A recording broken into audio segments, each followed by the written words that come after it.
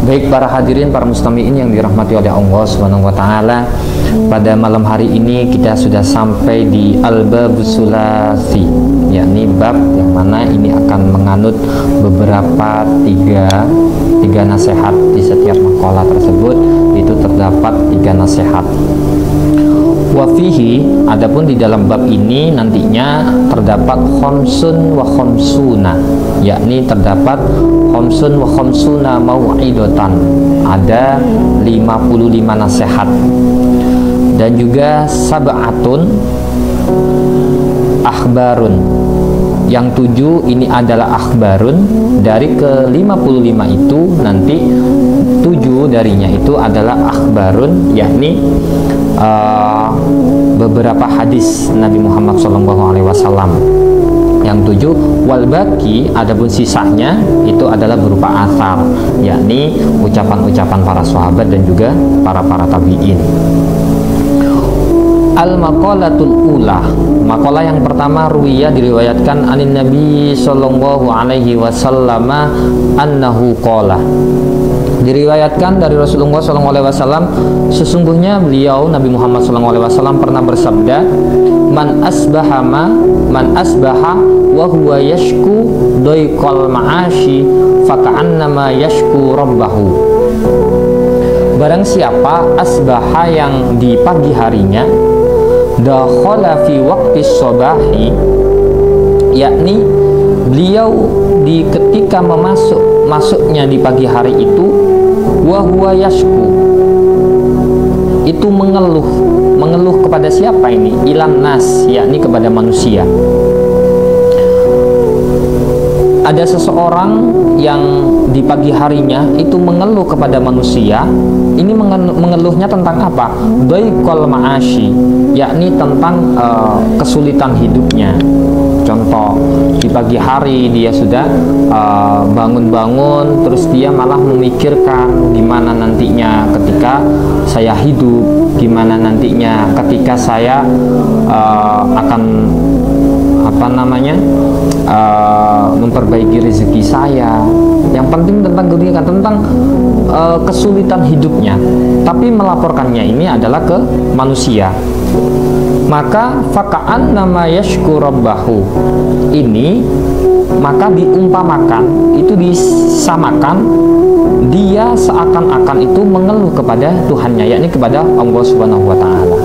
Jadi ketika ada seorang manusia, seorang hamba yang dia mengeluh di pagi harinya tentang kesulitan hidupnya dan mengeluhnya ini kepada manusia, maka dia seakan-akan juga mengeluh kepada Allah Subhanahu wa taala. Sedangkan wasyikayatu, adapun mengeluh, yakni wadul kepada manusia, la taliku, ini tidak pantas bagi seorang hamba untuk mengeluh tersebut, kecuali mengeluh ilallah, mengeluh kepada Allah Subhanahu wa taala. Fa innaha, adapun yang dimaksud sesungguhnya syikaya ini, min jumlatid doa, yakni sebagian jumlah dari doa itu sendiri, gitu. Maka bagi seorang manusia harusnya dia ketika dia mempunyai kesulitan, dia mempunyai kesempitan dalam hidupnya, dia harusnya mengambil wudhu, lalu dia bersujud, bersimpuh kepada Allah Subhanahu wa taala dan curhat kepada Allah taala tentang kesulitan hidupnya. Karena disitulah tempat kita bersimpuh, tempat kita bersujud, tempat kita wasta'inu, ketika kita minta tolong hanya kepada Allah Subhanahu wa taala. Karena ketika kita minta tolong kepada manusia pun, itu manusia bisa tidak bisa menolong kita. Kita berharap kepada manusia, manusia bisa mengecewakan kita. Kita berharap bersandar kepada harta, harta bisa habis. Kita bersandar kepada teman kita, teman juga bisa menjadi musuh. Tempat bersandar yang paling baik itu adalah ketika kita bersandar kepada Allah Subhanahu wa taala. Karena bersandar kepada Allah Subhanahu wa taala itu tidak akan ada kekecewaan. Pasti akan ada kesenangan hati, kesejukan hati, dan juga ketenangan ketenangan hati yang akan kita dapat. Dan Allah Ta'ala itu akan lebih tahu terhadap apa yang kita yang kita alami. Karena apa? Sesungguhnya kita itu layak namun tidak tahu.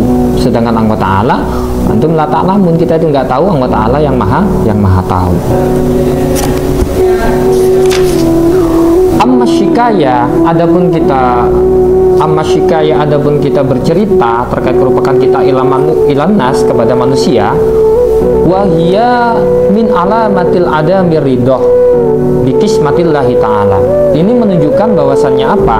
Bahwasannya orang tersebut, orang yang mengadu terkait kesempitan hati, kesempitan hidupnya kepada manusia, ini orang tersebut ini termasuk tanda orang tersebut tidak ridho terhadap apa? Bikismatillahi ta'ala, terhadap bagian-bagian rizki yang telah diberikan Allah Ta'ala kepada kita. Jadi kalau kita lapor kepada teman kita, kepada saudara kita tentang kesulitan hidup kita, itu menunjukkan bahwasanya kita tanda-tanda ketidakpercayaan kita kepada Allah Ta'ala.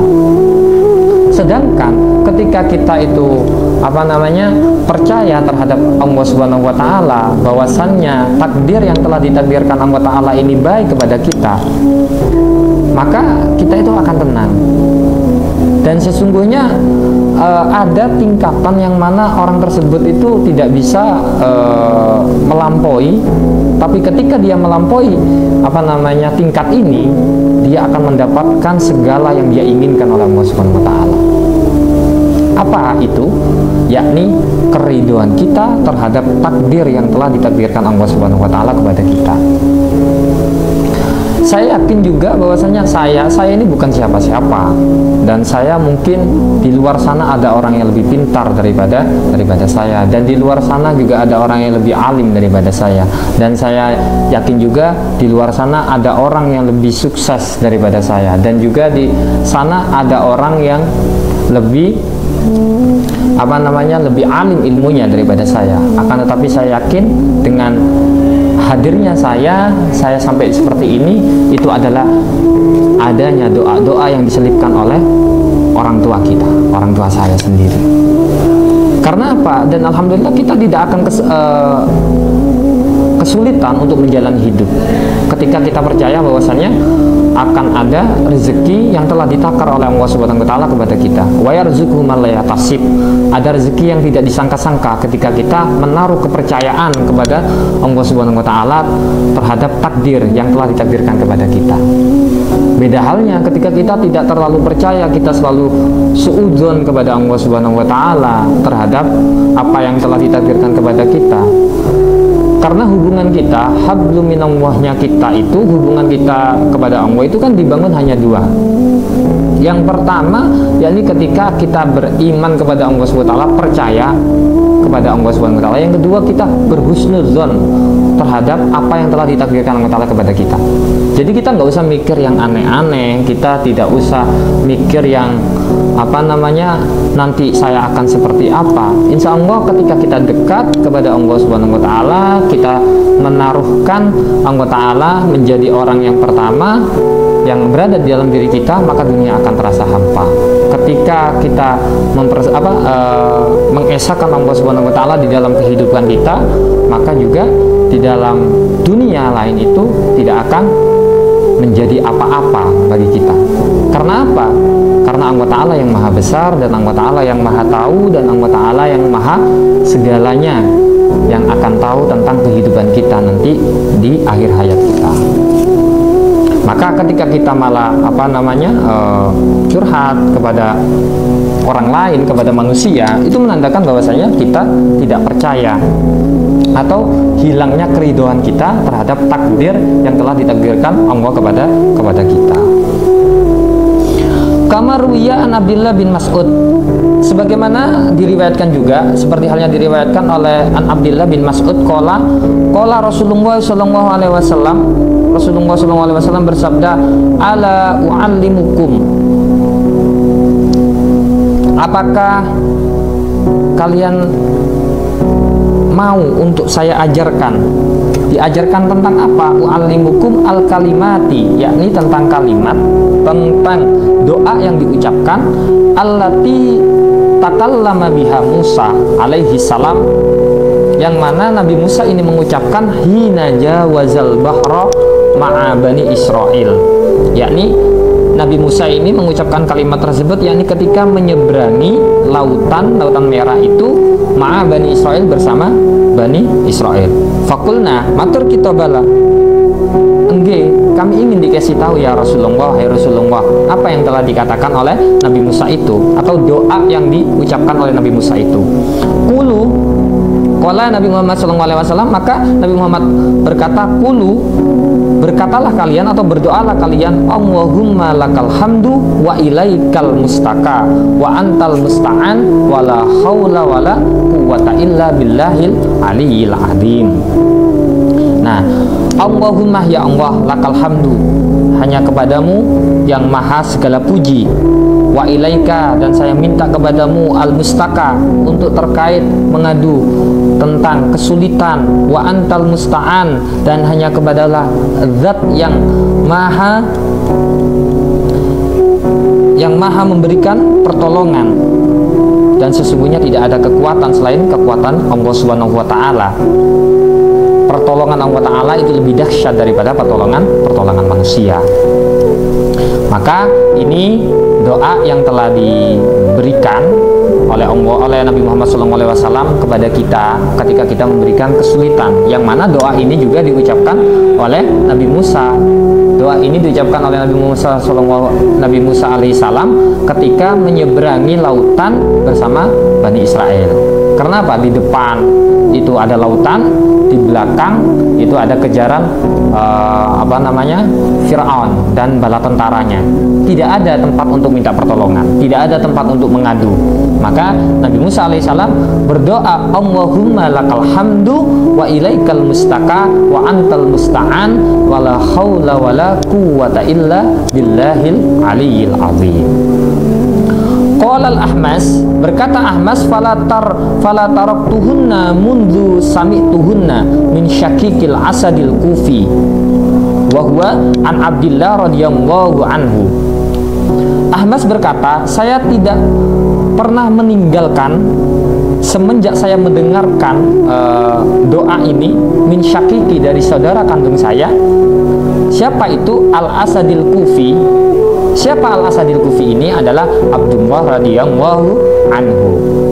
Maka qala, berkatalah Al-Ahmas ini, atani, datang kepada saya. Atin, yakni orang yang datang. Siapa orang yang datang ini? Ini bisa jadi adalah seorang malaikat fil manami, di dalam mimpi saya. Maka faqala, maka berkatalah atin ini, malaikat ini, ya Sulaiman, wahai Sulaiman, zid, tambahkan fi hadhil kalimat, di dalam kalimat yang tadi itu, wa nasta'inuka 'alal fasadi fina wa nas'aluka sholaha amrina kullih. Maka doa yang ditambahkan dari yang tadi itu, Allahumma lakal hamdu wa ilaikal mustaka wa antal musta'an wa la haula wa la quwwata illa billahil aliyil azim, ini ditambah dengan wa nasta'inuka 'alal fasad, saya dan kami memohon pertolongan kepadamu ya Allah atas kerusakan yang ada pada kami, fina, yang berada di dalam diri kami, yang ada pada kami, wa nas'aluka, dan juga kami memohon kepadamu sholaha amrina kullih, agar diberikan kebaikan dalam semua urusan-urusan kami. Ini doa yang ditambahkan oleh Sulaiman itu, zid fi hadhil kalimah. Jadi ada Ahmas ini ketika didatangi tidur didatangi oleh atin, ini dikisahkan itu adalah seorang malaikat. Lalu didatangnya ini atin ini berkata, ya Sulaiman, wahai Sulaiman, zid, tambahkan doa yang tadi itu fi hadhil kalimat, dengan apa? Dengan kita meminta pertolongan dari segala kerusakan yang ada di dalam diri kita semuanya, dan juga kita meminta pertolongan sholaha amrina, terhadap kebaikan-kebaikan di dalam perkara kita seluruhnya, agar kita diberikan kebaikan.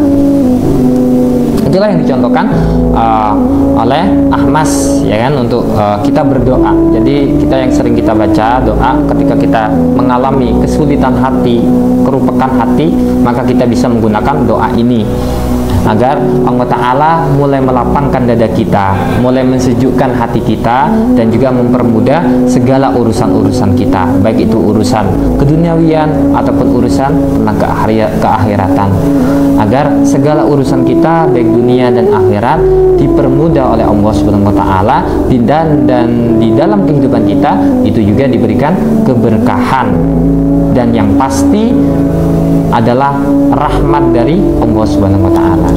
Karena apa? Rahmat inilah yang akan menolong kita. Rahmat dari Allah Subhanahu wa Ta'ala ini yang akan menolong kita. Kalau ibadah kita tidak bisa untuk menolong kita, sholat kita, zakat kita, puasa kita, apapun pahala yang kita dapatkan, kalau tanpa kita mendapatkan rahmat dari Allah Subhanahu wa Ta'ala, itu pun sia-sia.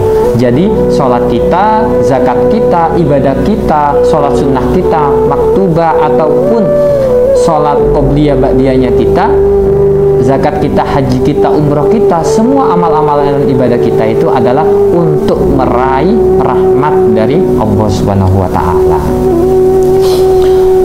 Waman asbaha, dan juga barang siapa yang di waktu pagi juga dakhala fis sobahi, di waktu pagi, li umurid dunya, dia hanya membicarakan tentang kesusahan-kesusahan dunia, maka faqad asbaha syahidan 'ala Allah, maka orang tersebut itu sebenarnya itu juga marah-marah kepada Allah Subhanahu wa Ta'ala.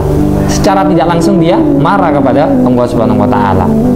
Jadi ketika ada seorang manusia, ada seorang hamba yang di pagi harinya dia itu hanya mengobrolkan, bersedih terkait urusan-urusan di dunia, nanti bagaimana saya makan, bagaimana nanti saya sekolah, bagaimana nanti istri saya, bagaimana nanti semuanya tentang keduniawian, maka itu sama saja seakan-akan dia itu marah-marah kepada Allah Subhanahu wa Ta'ala, syahidan 'ala Allah. Ya, dia itu sedang marah-marah kepada Allah Subhanahu wa Ta'ala.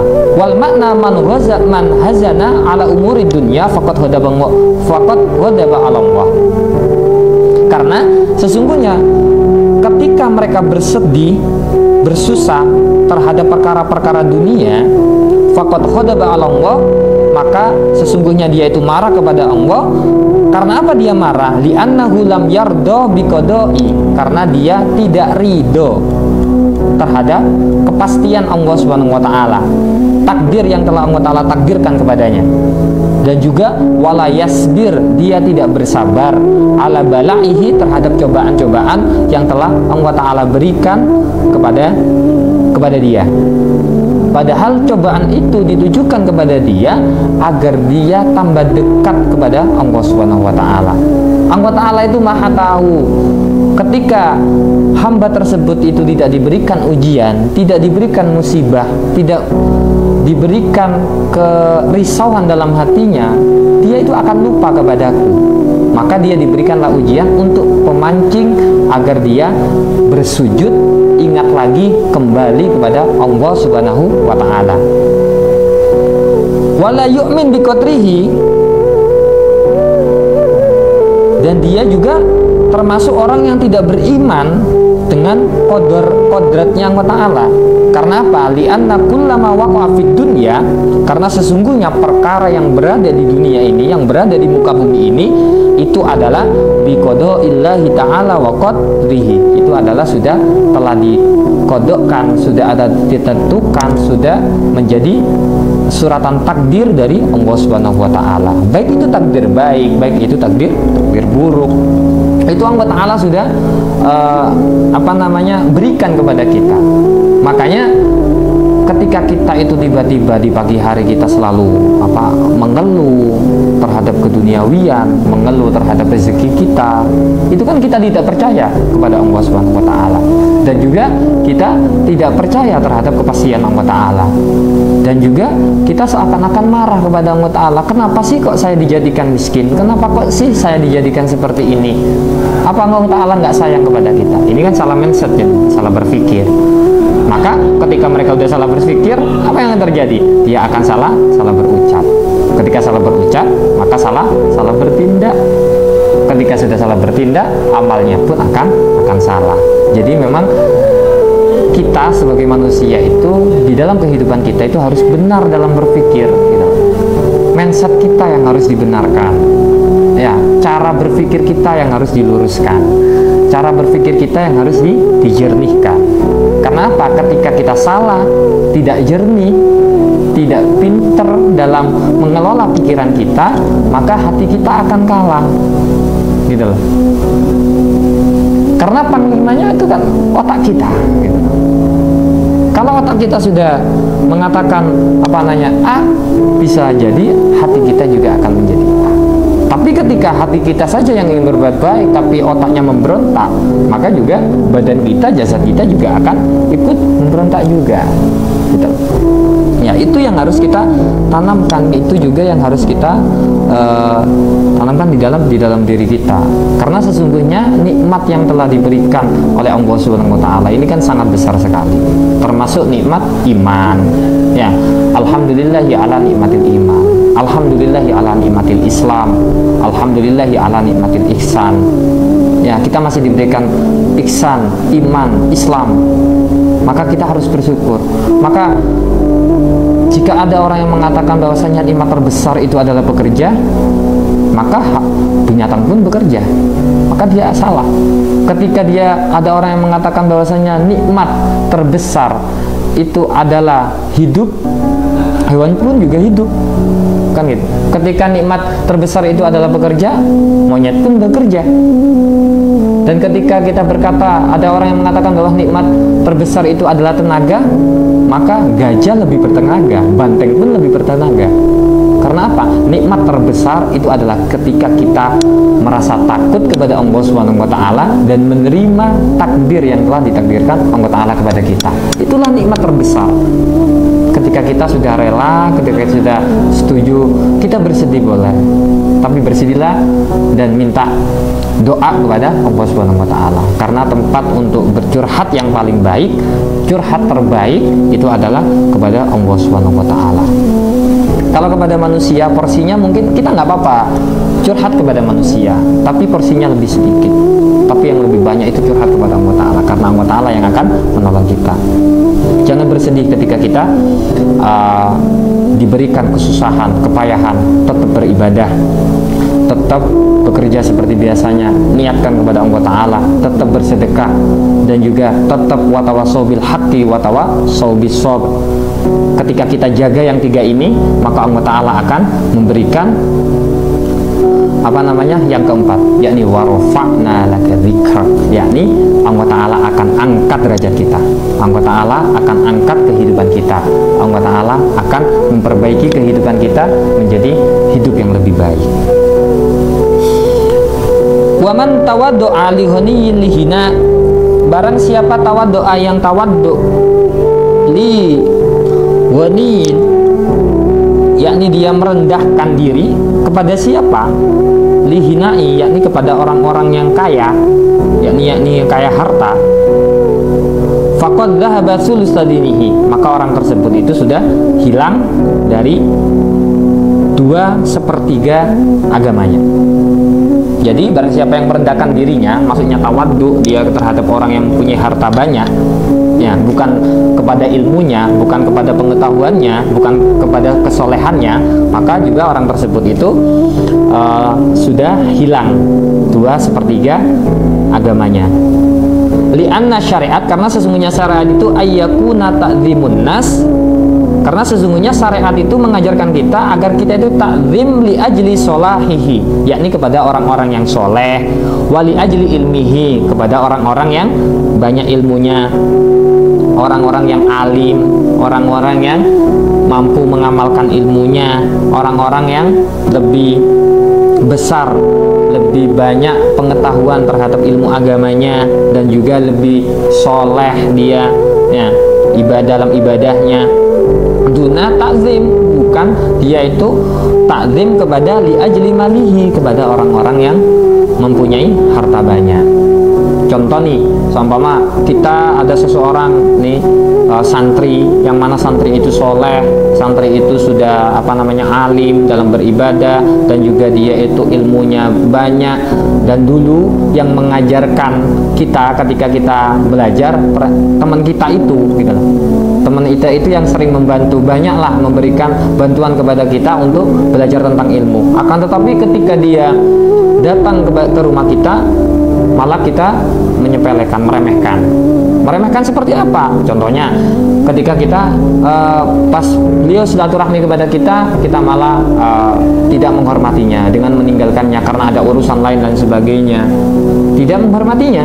Akan tetapi ketika ada seorang lain yang datang, yang dia itu tidak mempunyai ilmu, dia tidak pernah sholat, dia tidak pernah berzakat dan sebagainya, malah kita hormat sekali. Padahal ilmunya nggak ada, kesolehannya juga nggak ada. Cuma dia menang karena dia mempunyai banyak harta, karena dia kaya, dan kita berharap nanti diberikan harta tersebut. Malah kita mengharap seperti itu, kan gitu. Ini sudah hilang berarti 2/3 agamanya itu sudah hilang. Karena apa? Dia sudah tidak takzim kepada ilmu dan juga tidak takzim kepada orang-orang yang soleh. Malah sebaliknya, dia itu malah menghormati orang-orang yang tidak mempunyai ilmu. Yang harusnya, padahal syariat mengajarkan kita agar kita takzim kepada orang yang punya ilmu dan juga takzim kepada orang-orang yang soleh, bukan orang yang mempunyai harta.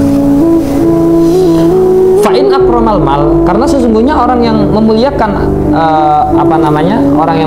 sesungguhnya orang yang memuliakan orang yang punya harta itu ahanal ilma wassolah, itu sama saja dia menghina orang-orang yang soleh dan juga menghina kebagusan orang yang mempunyai ilmu. Seakan-akan seperti itu, karena kita kita tidak menghormatinya. Jadi seakan-akan kita itu menghina orang yang punya ilmu. Orang yang punya ilmu dan juga orang yang soleh ini hanya biasa saja, sedangkan orang yang punya harta itu adalah orang yang luar biasa, yang harus patut kita hormati. Padahal yang harusnya syariat mengajarkan kita itu adalah kita menghormati orang yang punya ilmu dan juga orang-orang yang soleh. Qala Sayyidi Abdul Qadir Al-Jailani qaddasa syirrahu, dikatakan oleh Abdul Qadir Jailani yang mulia, yakni sesungguhnya orang yang muliakan manusia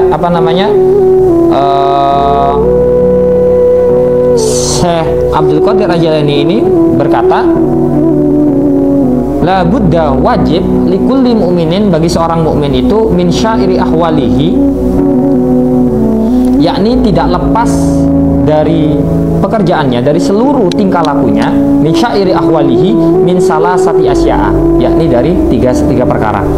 Ini ucapan Syekh Abdul Qadir Al-Jailani, seorang mukmin wajib di dalam semua pekerjaannya itu tidak boleh hilang dari tiga perkara ini, tidak boleh lepas dari tiga perkara ini. Apa saja tiga perkara itu? Yang pertama adalah amrun yamtathiluhu, yakni adalah sebuah perintah yang telah diperintahkan kepada kita.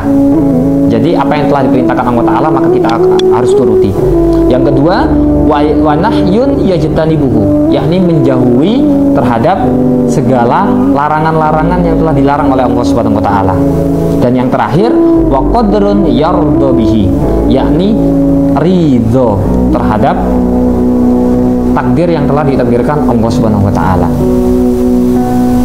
Jadi dikatakan oleh Syekh Abdul Qadir Jailani ini tiga ini yang harus kita jaga, yang harus kita selingkan, yang harus kita menjadi pedoman di dalam seluruh tingkah laku atau pekerjaan kita.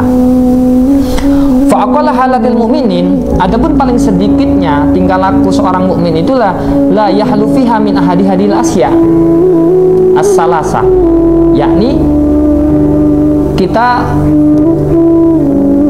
mengikuti atau mengerjakan dari salah satu dari 3 perkara ini, fayan bahilahu ayul zamu hammaha qalbahu wa yuhaddisu biha nafsahu wa ya'khuda al jawariha biha fi sairi ahwalihi. Jadi ya kita harus mengikuti perintah-perintahnya anggota Allah. Yang kedua yakni menjauhi larang-larangannya, dan yang ketiga ini adalah tingkat yang paling tinggi di dalam seorang hamba, yakni ridho terhadap takdir yang telah ditakdirkan Allah Subhanahu wa taala kepada kita. Ya. Lalu apa yang harus kita lakukan? Ayyul zima hammaha qalbahu. Kita harus menetapkan, seorang mukmin ini menetapkan 3 perkara ini di dalam hatinya. Lalu wa yuhaddisu bihi nafsahu, yakni mempraktekkan kepada dirinya, kepada seluruh tingkat-tingkat ahwalnya ini, kepada al-jawarih, yakni seluruh anggota badannya. Agar apa? Agar dikerjakan yang ketiga ini, gitu loh. Dibisikkan di dalam diri kita, di dalam hati kita, bahwasanya inilah seorang mukmin, kewajiban seorang mukmin yang harus kita yang harus kita lakukan. Wa yuhadisu biha nafsahu, ngomong kepada diri kita bahwasanya ini lo kewajiban kamu, ini lo yang harus kamu lakukan sebagai seorang mukmin. Lalu apa setelah kita membisikkan ke dalam hati kita, setelah itu bicara terhadap diri kita, wa ya'khuda al-jawariha, yakni kita mengambil dengan memperkerjakan seluruh anggota badan kita untuk melakukan kebaikan-kebaikan itu sendiri. Gitu. Wal maqalatus saniyah, maqalah yang kedua, an Abi Bakrin, diriwayatkan oleh Abu Bakar As-Siddiq radhiyallahu anhu, salasun la tudrak bisalasin,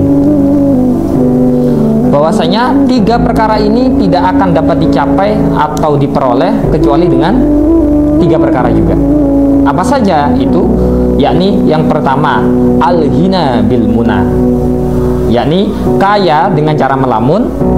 Dan yang kedua, wasyababu bil hidab, yakni muda dengan cara menyemir atau mensemir rambut kita, mewarnai rambut kita. Dan yang ketiga, wasihatu bil audiyah, yakni sehat tapi dengan obat-obatan. Yang pertama, yakni kaya dengan cara melamun. Kita kan nggak mungkin, kita pengen kaya, kita pengen punya, tapi kita hanya melamun saja tanpa ikhtiar untuk melakukan sesuatu. Ya, harusnya kita melakukan sesuatu. Fala yahsulul ghina bil amani, karena sesungguhnya kekayaan itu tidak akan dapat diperoleh, gitu. Bil amani, kecuali hanya dengan berangan-angan saja. Bal bil kismati minallahi ta'ala, akan tetapi yakni dengan ikhtiarnya kita, dan juga kita percaya terhadap bagian-bagian rezeki-rezeki yang telah ditentukan Allah Ta'ala kepada kita, gitu. Jadi kita nggak mungkin kan, kita pengen mempunyai rezeki tapi kita diam saja di rumah. Kita pengen mempunyai rezeki, kita nggak mau bekerja.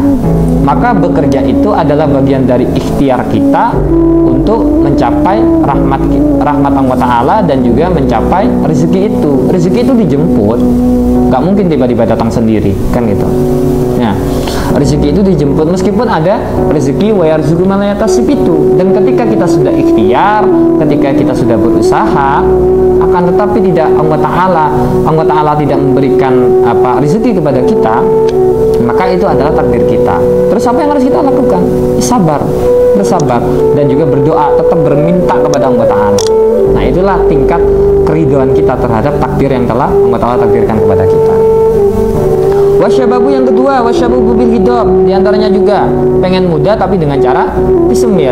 Ya fala yahsul, kan itu. Fala yahsulu asyababu bi hidabi sya'ri bil hina'i wa nahwihi. Ya, tidak ada yang namanya muda ketika dia pengen muda tapi dengan cara disemir. Kalau sudah tua, kalau sudah ditakdirkan tua, ya nggak bisa, dia akan kembali lagi ke muda, kan gitu. Meskipun dia sama menyemir rambutnya, ya dengan rambut hitam, padahal dia sudah memutih, mulai beruban, tapi dia tetap tetap menyemir rambutnya agar kelihatan muda, ya nggak akan hasil, gitu loh. Nggak nggak akan hasil. Karena apa? Yaitu karena memang sudah ditakdirkan, sudah takdirnya bahwasanya kita dari kecil, lalu kita besar, kita mulai menjadi anak-anak, lalu kita sudah mulai remaja, kita sudah mulai dewasa, baru lanjut usia tua. Makanya kan ada fase-fase tertentu, yang mana fase itu juga harus kita persiapkan dari diri kita. Tidak hanya bekal dalam kehidupan kita saja, dan juga kehidupan di akhirat saja, akan tetapi bekal di dunia pun kita harus jaga. Itu dari kecil. Ketika kita mulai kecil, mulai masih bermain-main. Ketika remaja, kita udah mulai memikirkan nanti ketika kita menikah, saya harus bagaimana, harus menjadi apa. Itu harus sudah mulai ditentukan. Agar apa? Nanti anak kita itu tidak memikirkan kita. Ya, meskipun investasi terbaik itu kan sebuah pendidikan yang kita berikan kepada anak-anak kita, itu investasi terbaik gitu. Ya, karena apa? Investasi itu bisa menjadi nantinya kalau memang dia mendapatkan pekerjaan yang layak, juga dia akan membantu kita. Dan juga ketika dia mendalam ilmu agama pun, dia akan menjadi anak yang soleh dan ilmunya bermanfaat, yang akan mengalir kepada kita nanti ketika kita di alam barzah ataupun di alam akhirat. Yang kedua, wasyihatu bil audiyah. Yang ketiga, wasyihatu bil audiyah, yakni sehat karena obat-obatan. Jadi dia pengen sehat tapi menggunakan obat gitu. Pengen sehat obat terus yang dipakai kan gitu. Maka fala tasulsiha binafsil audiyah. Maka tidak akan hasil kesehatan itu dengan adanya obat itu. Bala akan tetapi bisyifa illahi ta'ala, melainkan atas kesembuhan dari Allah Subhanahu wa taala. Jadi sehat itu ataupun obat-obatan itu adalah ikhtiarnya dokter agar kita untuk mendapatkan kesembuhan. Jadi bukan obat itu sendiri yang menyembuhkan, tapi yang menyembuhkan itu adalah Allah Subhanahu wa taala. Maka tidak ada namanya ya ketika kita datang ke dokter, kamu pasti sembuh, nggak mungkin. Pasti semoga lekas sembuh. Itu ucapan dari dokter. Karena apa? Dokter itu tidak bisa menyembuhkan, tapi bisa meminimalisir rasa sakit kita, kan gitu, agar menjadi lebih baik lagi. Dengan cara apa? Disambung dengan bisyifa ilahi ta'ala, dengan dibarengkan dengan kesembuhan yang telah diberikan Allah Ta'ala. Ikhtiarnya ada, baru mendapatkan kesembuhan. Jadi nggak ada ceritanya kita nggak ikhtiar, sakit terus nggak berobat, kan gitu kan? Sakit hanya diem-diem di rumah saja, percaya bahwasanya nanti akan sembuh-sembuh sendiri, ya salah, kan gitu. Di dunia ini pilihan, kan gitu. Dan kita diberikan akal itu agar bisa menggunakan akal kita dengan baik, kan gitu. Tidak ada namanya orang itu tidak berikhtiar terus tiba-tiba sukses, nggak ada. Orang sukses itu pasti dia mengalami sebuah cerita ataupun dia mempunyai memori yang mana pengalaman itu sangat luar biasa, jatuh bangun, kan gitu. Inna Allaha la yughayyiru ma biqaumin hatta yughayyiru ma bi anfusihim. Allah Ta'ala tidak akan merubah sebuah kaum sampai kaum itu merubah dirinya sendiri, kan gitu. Ya, jadi kita dengan usaha kita sendiri, dengan ikhtiarnya kita ikhtiarkan, lalu di kudratnya Allah Ta'ala, rahmatnya Allah Ta'ala juga datang di situ, maka kita bisa sampai di puncaknya. Tapi orang yang sudah sampai puncaknya, sepuncak-puncaknya kita berada di atas, tetap sesuatu yang berada di atas itu ketika kita itu memang imannya kuat, maka kita akan merasa rendah diri. Kenapa? Sesuatu yang berada di atas terkadang itu sampai berada di bawah, yakni kita masih rela, kita masih rendah hati untuk menempelkan kening kita sesuatu yang paling tinggi di dalam diri kita di tempat yang diinjak-injak oleh orang, yakni di lantai, berada di paling bawah ketika sujud. Sama juga ya, ketika kita berada di titik yang paling bawah, kita berada di titik yang paling rendah sendiri, maka tanamkan kita masih kuat, kita masih Allah Ta'ala yang maha besar, lalu kita ucapkan dan kita melaksanakan takbir dengan gagah, Allahu Akbar. Kita berdiri tegak bahwasanya Allah Ta'ala yang memberikan kekuatan kepada kita untuk melalui sebuah ujian-ujian yang telah diberikan kepada kita. Wallahu a'lam bishawab. Baik, alhamdulillah dua makalah kita sudah selesaikan di pertemuan hari ini. Semoga bermanfaat dan juga semoga mendapatkan keberkahan dari apa yang dijabarkan tadi, dan kita bisa mengambil hikmah dari apa yang telah kita pelajari pada malam hari ini.